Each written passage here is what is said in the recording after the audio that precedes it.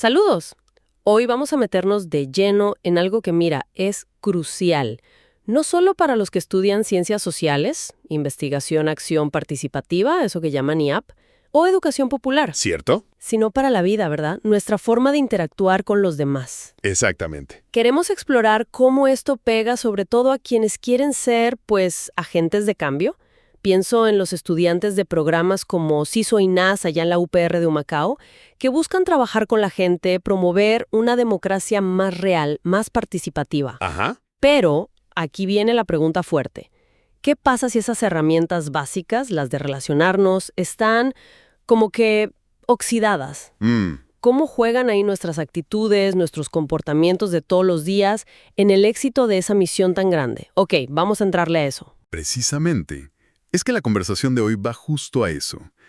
A la conexión, que es inseparable, entre la madurez emocional, la social, y la capacidad que uno tiene de verdad para hacer trabajo comunitario, investigación que valga la pena, procesos que sean éticos, que funcionen. Entiendo. Vamos a tocar unos conceptos que son, claves para navegar esa complejidad de las relaciones humanas, sobre todo en contextos tan demandantes como la IAP y todo lo que la rodea. Suena bien. Hay un principio que es como la piedra angular de todo esto. IAP, Educación Popular, Desarrollo Comunitario. Y es, nadie transforma lo que no ama, no respeta y no entiende. ¡Wow! Es una frase fuerte, ¿verdad? Te obliga a mirarte primero. Sí, directo al espejo. Y ahí, justo ahí, es donde muchas veces topamos con una contradicción tremenda. ¿Cómo así? Pues, ¿cómo vamos a aspirar de verdad a construir comunidad, a facilitar que la gente participe, a fomentar la autogestión, si pa' dentro, en nuestro propio grupo de estudio o de trabajo, lo que manda es la competencia dañina, el bochinche? Uf, La hipocresía, la envidia, esa hostilidad que a veces ni se dice, pero se siente. es verdad. Hay una cita en los materiales que lo dice sin pelos en la lengua, mira. La manera en que tratas a la gente es el primer indicador de tu madurez emocional y de tu capacidad para el trabajo social. ¡Fua! Eso es. Potente. Y confrontador. O sea que antes de las teorías de cambio social, de las metodologías, de diseñar el proyecto, Antes de todo eso, tenemos que ver cómo funcionamos nosotros, cómo nos tratamos entre nosotros. ¿No es poner la vara como que muy alta desde el principio? es ponerla donde va. Es que la autotransformación no es algo opcional, ¿sabes? No es un si quieres. Es un prerequisito si de verdad quieres una transformación social que sea genuina, que dure. Ya veo. Y esto no es abstracto. Conecta directo con las competencias, con los valores éticos que se esperan. Por ejemplo, los que se delinean en el perfil de egreso de CISOINAS. Conducta ética, respeto a la diversidad, responsabilidad social, trabajo en equipo de verdad, colaborativo. Claro. Honestidad, pero honestidad radical, respeto mutuo, solidaridad activa, empatía profunda, compromiso real, cooperación. O sea, no son adornos para el resumen, son los cimientos. Sin eso, todo lo demás se cae. Entiendo, la base, la filosofía, pero me da curiosidad, ¿cómo estas ideas, que son tan personales, se ven en la práctica, en el día a día de un proyecto de IAP, que tiene sus fases, sus retos? Excelente pregunta. ¿Cómo se ven estas habilidades, o la falta de ellas, en acción? Exacto. Es que la IAP es un proceso, ¿verdad? Es como un viaje con la comunidad. Y cada etapa de ese viaje pide cosas distintas, competencias humanas específicas. Si miramos las fases típicas y esas 11 habilidades clave que identificamos, Ajá. podemos ver cómo se tejen. ¿Y qué pasa cuando fallan? A ver, vamos por partes. Al principio, en la familiarización y acercamiento, ¿qué es lo vital ahí? Mira, ahí necesitas sacar la inteligencia social. Ese radar para leer el ambiente, ¿entiendes? Captar las normas que no están escritas, entender cómo se mueve la gente allí. La empatía es vital, pero empatía de verdad, no lástima, no sentirte superior, sensibilidad cultural. Y aquí no hablo solo de países distintos. Claro, dentro de Puerto Rico mismo. Exacto, las sutilezas entre lo urbano y lo rural, entre generaciones, entre distintos grupos. Eso, junto al respeto a la diversidad, es clave para valorar esas diferencias que encuentras. Y la comunicación. Y claro, una comunicación no verbal que diga, estoy aquí, abierto, con humildad, con respeto. Si fallas aquí, si llegas con aire de sábelotodo o distante, Te cierran la puerta. te cierran la puerta en la cara. Te ven falso, arrogante, y el proceso se murió antes de empezar. ¡Pum! Ok. La confianza se juega desde el primer hola, básicamente. Y después, en el diagnóstico participativo. Ahí la cosa se pone más intensa. Necesitas escuchar activamente, pero de verdad. Eso es parte de la comunicación efectiva. No es solo oír, es comprender, validar lo que el otro dice. También entra fuerte la inteligencia emocional para manejar tus propias reacciones, porque vas a oír cosas difíciles, y para sentir y manejar las emociones del grupo. Me imagino. Es el momento de buscar el diálogo genuino, ya hablaremos más de eso, versus el debate. Y necesitas mucha tolerancia activa, un respeto a la diversidad de opiniones, de experiencias, hasta de dolores. Claro. Si en ese momento lo que hay es juicio, interrupción constante, si invalidas lo que dice alguien, la gente no va a soltar prenda, no te van a decir la verdad. Se guardan las cosas importantes. Exacto, los conflictos se esconden. Y la poquita confianza que quizás habías construido se rompe. El diagnóstico queda chueco, falso. Puedo imaginar que entonces en la fase de análisis y reflexión crítica colectiva, ahí sí que pueden saltar chispas. Precisamente. Ahí es donde necesitas la comunicación no violenta, para poder hablar de los temas calientes sin herir, sin atacar. Necesitas habilidad en el manejo de conflictos, porque van a salir diferencias, seguro que salen. Normal, ¿no? Normalísimo. Y la capacidad para un diálogo sostenido. O sea, poder seguir hablando constructivamente aunque no estemos de acuerdo en todo. Eso es crucial. Mantener la conversación viva. Exacto. Y otra vez, la autorregulación de la inteligencia emocional, para no tomarte las críticas como algo personal, ¿ves? Sin eso, los grupos se polarizan, se hacen bandos, se buscan culpables en vez de soluciones, se les saca el cuerpo a los problemas reales. Y adiós pensamiento colectivo. Se bloquea. No hay análisis críticos y la gente no se siente segura para hablar. Tiene todo el sentido. Entonces, esa falta de empatía o de manejo de conflictos que mencionaste, eso puede de verdad tumbar la planificación y acción colectiva más adelante, ¿cierto? Completamente. En esa fase necesitas un liderazgo que sea participativo de verdad, no impuesto desde arriba. Mucha empatía y solidaridad, para entender las distintas capacidades, los miedos, las esperanzas de la gente. Y para apoyarse. Un yo te ayudo, tú me ayudas. Algo así. Y un sentido claro de responsabilidad compartida. Si lo que hay es desconfianza, si hay resentimientos acumulados de antes, si falta solidaridad, pues las tareas no se hacen. Cunde la apatía, el desánimo. O peor. A veces hasta el sabotaje interno. El plan puede ser brillante en papel, pero si las relaciones están rotas, ahí se queda. Y para cerrar el ciclo, la evaluación y sistematización.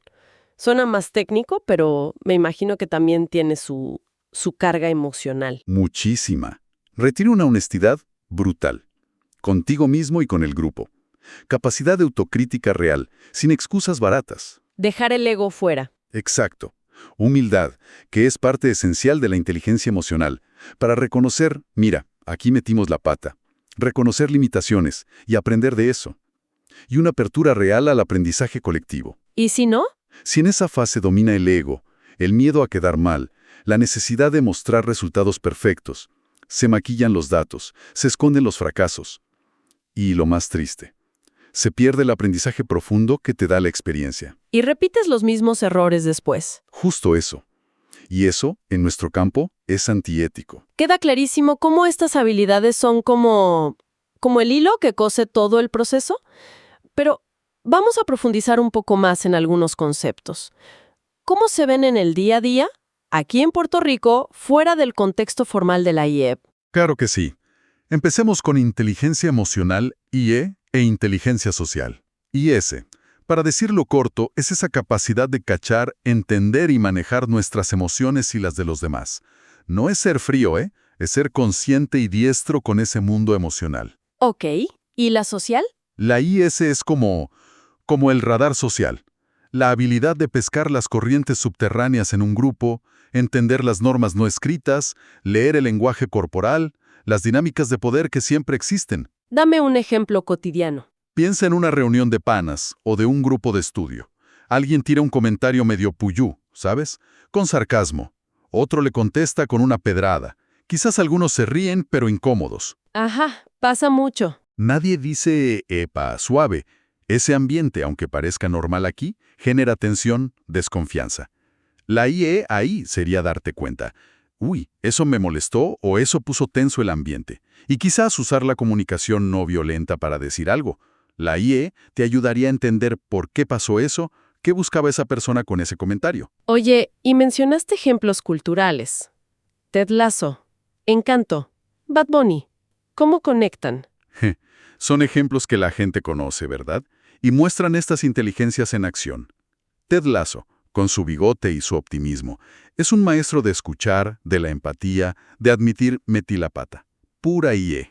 Cierto, cierto. La película Encanto, eso es una clase completa sobre dinámicas familiares, secretos, emociones guardadas o mal manejadas, y cómo afectan a todos. La familia Madrigal. Exacto.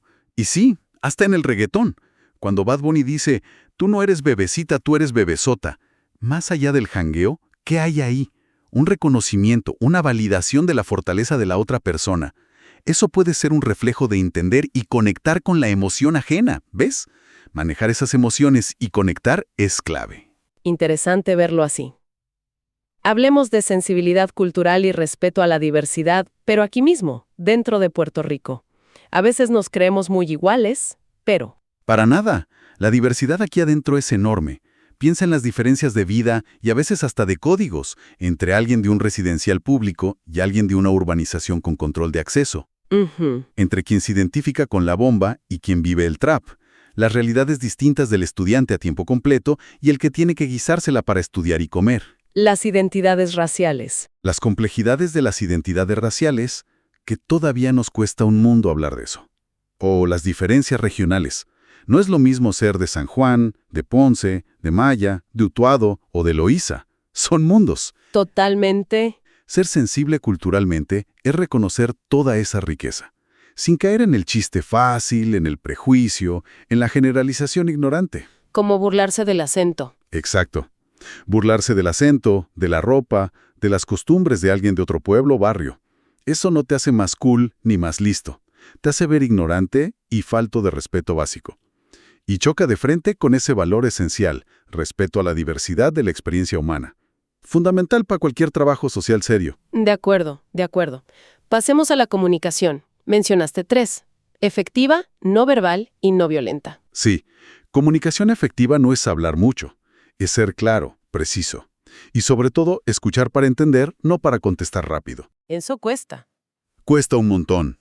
Mirar a los ojos, no interrumpir cada 2 por 3, quizás decir, ok, o sea, que lo que tú planteas es esto, para asegurarte que entendiste bien. Usar ejemplos concretos, no hablar en abstracto. ¿Y la no verbal? Uf, esa es poderosísima. Tu cara, tu tono de voz, tu postura.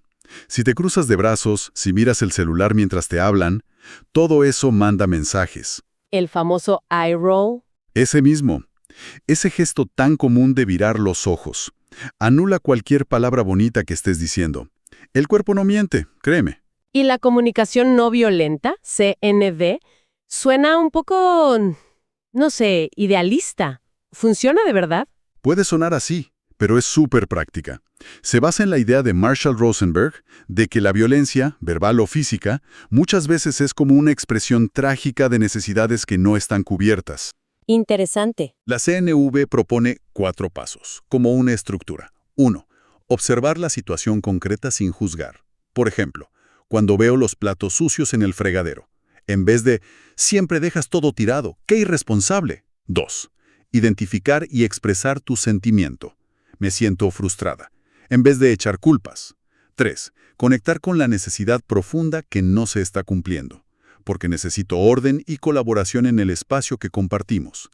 Y 4. Hacer una petición clara, concreta y que se pueda hacer.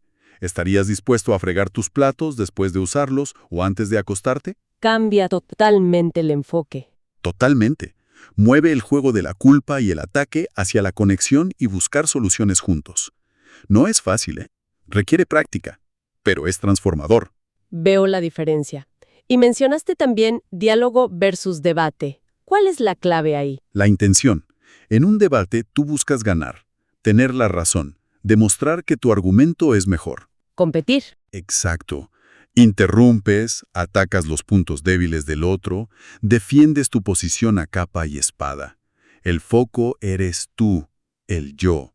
En el diálogo, buscas comprender, encontrar puntos en común, explorar ideas juntos, aunque sean distintas. ¿Colaborar? Colaborar. Escuchas para entender la perspectiva del otro. Buscas construir algo nuevo. El foco es el nosotros. ¿Como en esas asambleas donde unos gritan y otros se callan? Exacto. Donde uno grita más alto, interrumpe, y otros se quedan callados por miedo o intimidación. Eso no es diálogo, es una lucha de poder. La IAP y cualquier proceso democrático de verdad necesita diálogo sostenido. ¿Sostenido? Sí, la capacidad de seguir hablando, buscando entenderse, incluso cuando hay desacuerdos fuertes. Porque la relación y el objetivo común importan más que ganar la discusión. Por eso programas como CISO y NAS buscan desarrollar esa habilidad de facilitar diálogos estructurados. Eso es un arte. Entendido. Y por último, en esta parte, mecanismos de defensa y manejo de conflictos.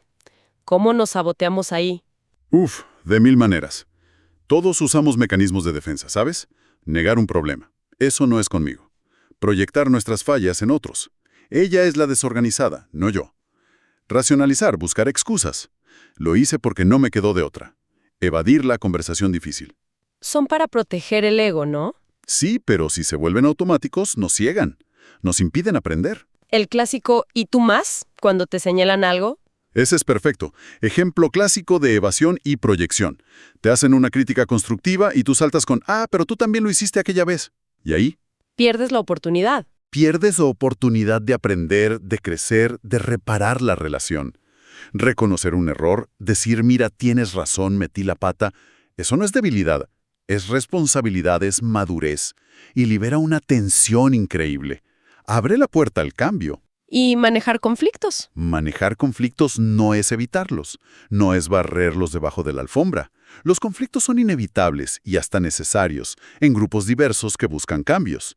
El reto es manejarlos bien, constructivamente. Entender por qué surgen. Exacto. Entender las causas reales, que muchas veces tienen que ver con necesidades no escuchadas, como diría la CNB, y enfocarse en transformar la relación, no solo en ganarle al otro. Un conflicto bien manejado puede fortalecer la confianza y la creatividad del grupo.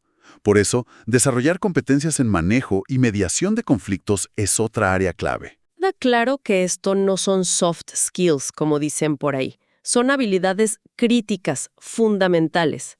Entonces, volviendo a ese estudiante que empieza CISO INAS o alguien que se mete en un proyecto comunitario, ¿cuál es el impacto real, tangible, de no tener estas herramientas bien afiladas? El impacto es total y a muchos niveles. Primero, y quizás lo más importante, en IAP, define la confianza. La confianza que la comunidad va a poner en ti y en tu equipo. La base de todo. La base de todo, como se recalca en la descripción de CISO INAS. Sin confianza genuina, no hay participación real, no hay conocimiento profundo, no hay acción colectiva que dure.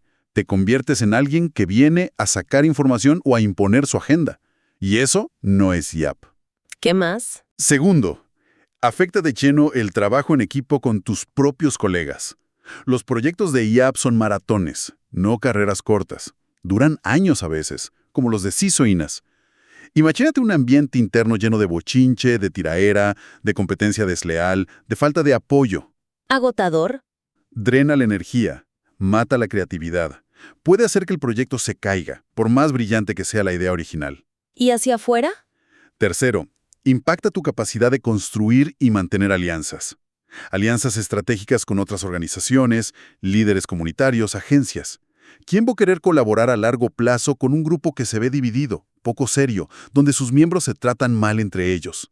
La reputación del equipo es clave, y esa reputación se basa en cómo interactúan. Y si vamos más profundo, la falta de respeto, de empatía, de escucha, de diálogo, se convierte en lo que podemos llamar un obstáculo epistemológico y político. Explícame eso. Epistemológico porque te impide conocer la realidad compleja de la comunidad. La gente no te va a contar lo importante si no confía en ti, si no se siente segura. Y político porque te impide transformar esa realidad. No puedes construir poder popular, ni facilitar decisiones colectivas, ni lograr cambios reales si las relaciones están podridas por dentro y por fuera. Se bloquea la esencia misma de la investigación-acción participativa. Y cuando uno ve la lista de proyectos que ha hecho CISO INAS, por ejemplo, trabajando en Piñones, con Radio Vieques, el corredor ecológico, con jóvenes, mujeres, comunidades costeras, temas súper complejos y sensibles. Exacto. Intentar abordar eso con un equipo fracturado por dentro suena no solo difícil, sino está irresponsable, ¿no? Exactamente. Por eso es tan importante contrastar esos comportamientos tóxicos con los valores éticos que programas como CISO y NAS quieren cultivar. Honestidad, respeto, solidaridad, empatía, compromiso, cooperación, responsabilidad social, perseverancia, generosidad, lealtad, justicia. No son solo palabras bonitas. Para nada. No son para un folleto. Son la brújula ética que necesitas para navegar las aguas bravas del cambio social. Sin esa brújula, te pierdes, fácil. O peor, haces daño sin querer. Pero, y esta parte quiero que suene fuerte, esto se aprende. No estamos condenados a repetir los mismos patrones. Las actitudes, los comportamientos se pueden transformar. El cambio es posible. Absolutamente. Esa es la gran noticia. No es un destino final. Y hay estrategias bien concretas que podemos empezar a practicar ya mismo, como sugieren los materiales sobre destrezas de vida. A ver, ¿cuáles? Practicar la autoobservación sin darte látigo. ¿Qué sentí? ¿Cómo reaccioné? ¿Qué pensé? Anotarlo, aunque sea mentalmente. Escuchar para comprender, no para ganar. Morderte la lengua antes de interrumpir. Respirar hondo antes de contestar. Respirar, clave. Clave. Ejercitar la empatía activamente. Preguntarte qué estará viviendo esta persona. ¿Qué necesidad tendrá detrás de esa actitud que tanto me choca? Ese ejercicio de imaginar la historia del otro. Suena poderoso. Lo es. También buscar la coherencia. Que lo que digo, lo que hago y cómo lo hago vayan juntos. Aprender el arte de admitir errores sin excusas. Un simple y honesto, me equivoqué, lo siento, desarma muros y reconstruye puentes. Cuesta, pero vale la pena. Mucho. Practicar el silencio estratégico. No toda batalla hay que pelearla. No toda provocación merece respuesta. A veces, callar es lo más inteligente. Interesante. Y no olvidar lo básico. Cuidar nuestro cuerpo. Descansar, comer bien, buscar espacios de ocio, de disfrute. Todo eso afecta directo nuestra capacidad de regular emociones. Y un antídoto poderoso contra la envidia. Celebrar los logros ajenos genuinamente. Alégrate por el éxito del pana. Eso fortalece al grupo entero. Me gustan esas sugerencias, muy prácticas. Y me hacen pensar en ese ejemplo que diste, la visita a la comunidad costera. Imaginen la diferencia. Sensorial, emocional. Llegar tarde, con cara de estrés, hablando difícil, sin mirar a la gente. Versus llegar a tiempo, tranquilo, saludar con una sonrisa real, preguntar cómo están, escuchar con todo el cuerpo, ofrecer un cafecito si se puede. La conexión es otra cosa. Hay una frase que leí que me encantó. En la vida, como en la bomba, si no escuchas el tambor del otro, pierdes el ritmo. Brutal. Qué buena analogía. Captura la esencia de la escucha, de la conexión. Y quiero reafirmar eso. El potencial inmenso que hay en la juventud para liderar estos cambios. Sí. La capacidad de cuestionar, de desaprender patrones tóxicos que a veces heredamos y aprender formas más sanas, más constructivas de relacionarnos. Es enorme. Y desde esa transformación personal y grupal se puede impactar el entorno. Se puede contribuir a ese mundo más justo, más democrático, más solidario que queremos. Definitivamente. Para ir cerrando ya nuestra conversación de hoy, me quedo pensando en una idea fuerte. Casi una máxima para cualquiera que quiera trabajar con gente. El éxito de tu proyecto, de tu carrera y en gran medida de tu vida no dependerá solo de cuán brillante seas, sino fundamentalmente de cuán bien trates a la gente. Tal cual. Y como pensamiento final para que se lo lleven y le den vueltas, lanzo una pregunta.